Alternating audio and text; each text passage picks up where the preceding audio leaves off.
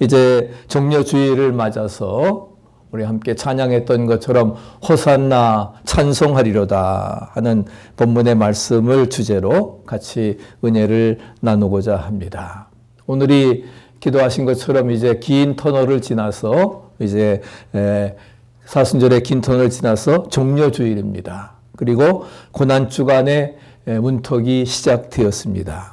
그래서 오늘부터 한 주간 동안을 우리가 고난주간이라 패션 위크라고 이렇게 불리고 있습니다. 그래서 저희들은 고난주간의 특별 새벽 기도회를 실시하면서 여러분들 들어오셔서 보셨지만은 우리 10시에 글랜사이드 지역의 교회들이 연합해서 우리 세인 룩 캐톨릭 철치 그 본당 앞에서 함께 우리 찬양하며 또한 예수님을 환영하는 그러한 그 귀한 예식을 우리가 먼저 집례를 했습니다. 그래서 우리가 종려주일 정말 호산나 찬송하리로다 다윗의 이름으로 오시는 이여 호산나 찬송하면서 영광 돌렸던 것처럼 그 감격이 정말 2000년 전의 감격이 오늘 저와 여러분들에게도 우리 종려주일 예배를 드리면서 이루어질 수 있게 되기를 간절히 축복합니다. 오늘 본문은 예수님이 이제 예루살렘에 들어가시는 그러한 내용입니다. 12절 다시 한번 읽어보시죠. 그 이튿날에는 명절에 온 큰 무리가 예수께서 예루살렘으로 오신다 함을 듣고, 여기서 말하는 명절은 언제입니까? 6월절을 말합니다. 이스라엘 사람들은 3대 절기를 지키지요. 6월절, 그 다음에 보리를 첫 수확하는 맥추절, 그 다음에 감사절기인 수장절, 장막절이라고 하듯 이 세 절기에는 온 남자들이 전부 다 예루살렘에 모여서 이제 하나님께 찬양하며 영광 돌리는 시간을 가졌습니다.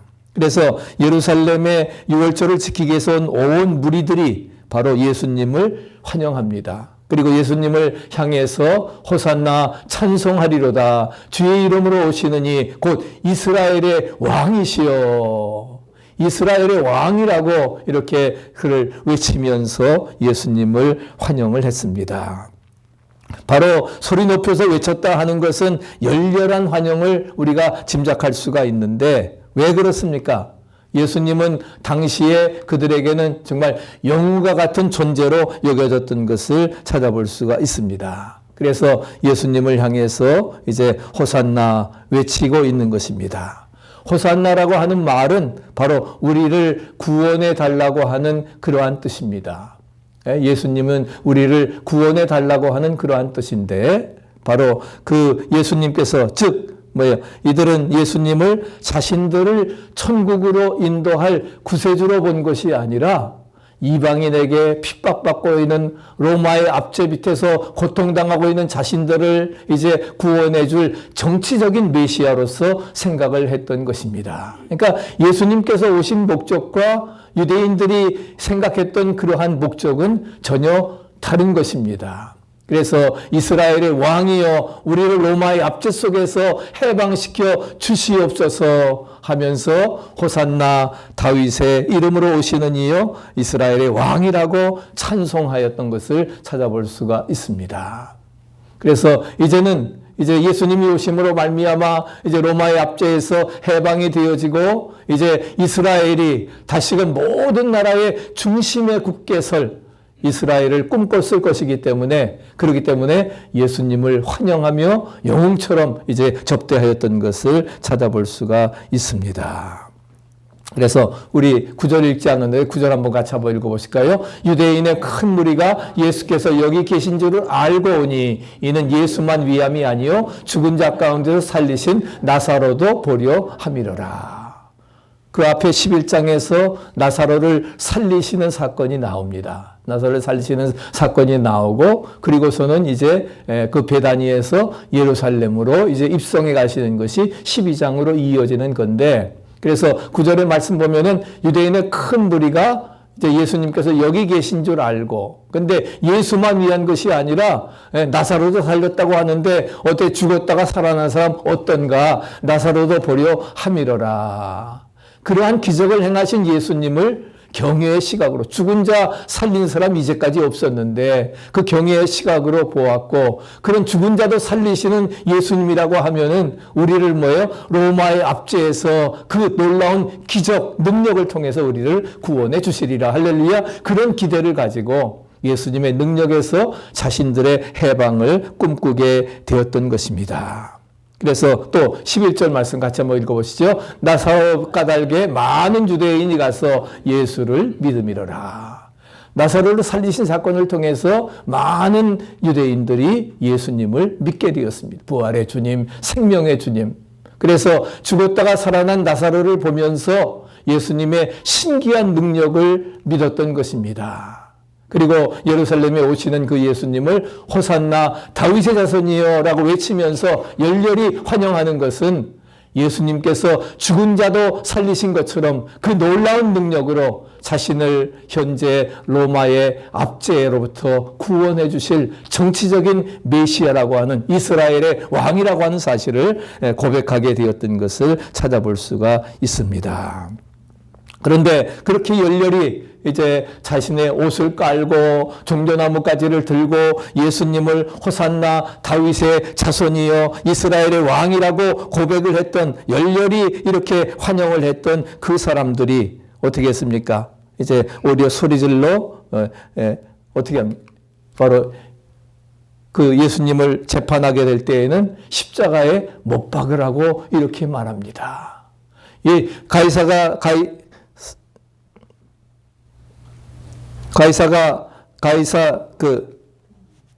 누구죠? 갑자기 중독 이러면서.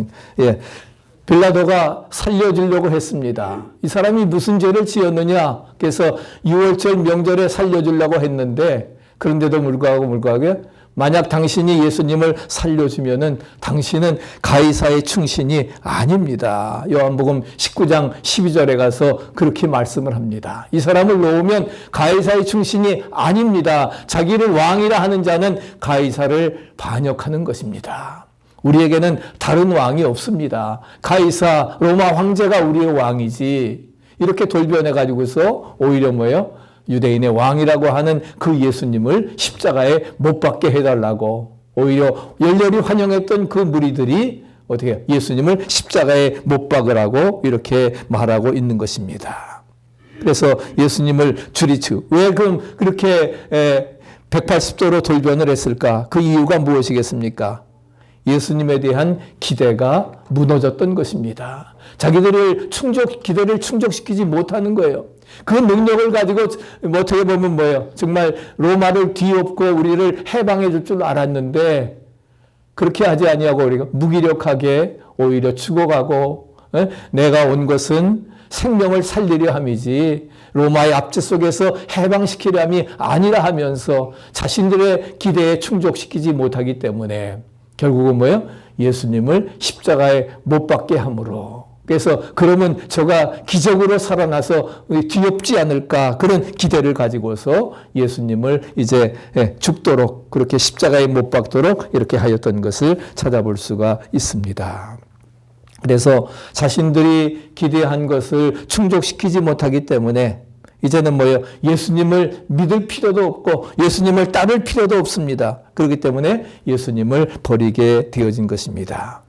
예루살렘에 가게 되면은 이제 예수님께서 예수 입성하신 그러한 그 황금의 문이 겟세마네 동산에서 기도하시고 이제 입성하시다는 그렇게 하시면서 황금의 문이 골든 게이트가 있는데 아치로 된 두 개의 문이 있는데 바로 이 골든 게이트 이 문으로 예수님께서 이제 입성을 하게 되셨습니다.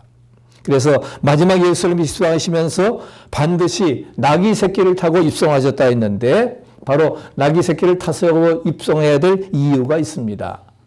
우리 그 스가랴 9장 9절 같이 한번 읽어보시죠. 시온에 따라 크게 기뻐할지어다 예루살렘에 따라 즐거이 부를지어다 보라 내 왕이 내게 임하시나니 그는 공의로우시며 구원을 베푸시며 겸손하여서 나귀를 타시나니 나귀의 작은 것 곧 나귀 새끼니라. 예수님께서 승리의 입성을 하신다고 하면은 말을 타고 백마를 타고 입성해야 되는데 그렇지 아니하고 나귀 새끼를, 아무도 타보지 않은 나귀 새끼를 타고 오신다. 바로 그것은 바로 뭐예요? 스가랴 선지자의 예언의 말씀을 이루시기 위해서 500년 전에 스가랴 선지자의 그 예언의 말씀을 성취하시기 위해서 예수님께서는 나귀 새끼를 타고 오시는 것입니다. 바로 나귀 새끼를 타셨다는 것은 뭐예요? 예수님께서 겸손함을 보여주고 있습니다.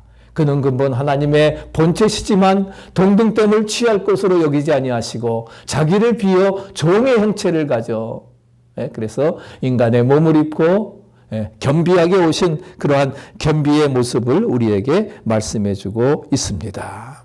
그래서 그 스가랴의 예언의 말씀을 이루시기 위해서 그렇게 하셨습니다. 그래서 예수님은 그 스가랴의 예언을 성취시킴으로써 당신이 바로 그렇게 오시리라고 예언되었던 그 약속의 언약의 메시아라고 하는 사실을 명백히 자증하시면서 선포하시는 그러한 것입니다. 오늘은 예수님께서 이제 이렇게 수천 명의 군중들이 종려나무가지를 부른 그러한 종려주일인데 정말 그 종려주일 우리도 종려나무가지를 들고 예수님을 환호하고 예수님을 나의 구세주로 영접하고 주님을 통해서 내 인생관이 바뀌는 변화의 역사가 오늘 우리에게도 이루어져야 될 것입니다. 주님 우리에게 말씀하십니다. 요한복음 1장 12절 같이 한번 외워보실까요? 영접하는 자, 곧 그 이름을 믿는 자들에게는 하나님의 자녀가 되는 권세를 주셨다. 아멘. 누구에게? 예수님을 영접하고 그 이름을 예수 그리스도를 나의 구세주로 Jesus is my Savior, Jesus is my Lord라고 고백하는 그러한 사람에게는 하나님의 자녀가 되는 권세를 주셨으니 이는 혈통으로나 육정으로나 사람의 뜻으로 나지 아니하고 오직 하나님께로 할렐루야 하나님께로부터 난 자라고 말씀을 하고 있습니다.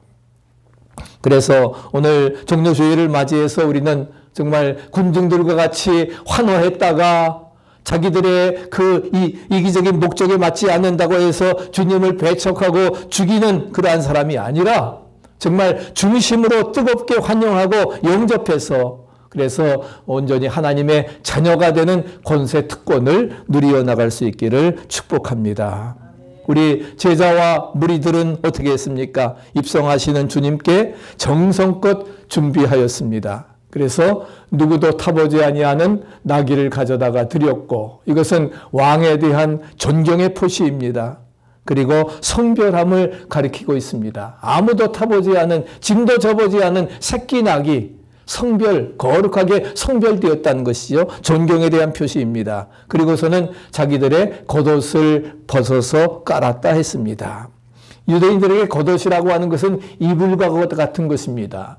겉옷 굉장히 중요한 건데 한 벌밖에 없는 귀한 것으로 겉옷을 깔았다 하는 것은 희생의 제물을 자기의 가장 아끼는 것을 드렸다 함을 말씀합니다. 그 다음에 평화를 상징하는 종려나무 가지를 흔들면서 길에다 펴고 있습니다. 호산나 다윗의 자손이여 찬송하리로다 이스라엘의 왕이여 즉 개선 장군이 입성할 때 빵빠레가 울렸던 것처럼 그래서 트럼펫으로 이제 방파레가 울려 퍼진 것처럼 개선 장군의 입성처럼 종려나무를 흔들며 이 길에다 폈고 그리고 앞에서 가고 뒤에서 따르고 소리 지르면서 호산나 찬송하리로다 주의 이름으로 오시는 이여 찬송하리라고 열렬하게 환호했던 것입니다.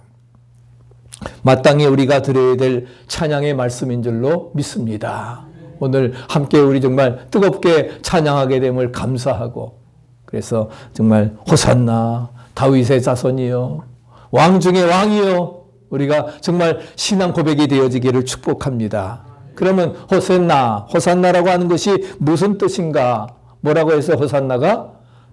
지금 우리를 구원해 주옵소서. 지금 우리를 구원해 달라고 하는 뜻입니다. 호산나는 바로 뭐예요? 우리를 죄악에서 구원해 주시옵소서. 우리를 죄에서 구원해 달라고 하는 그러한 뜻입니다.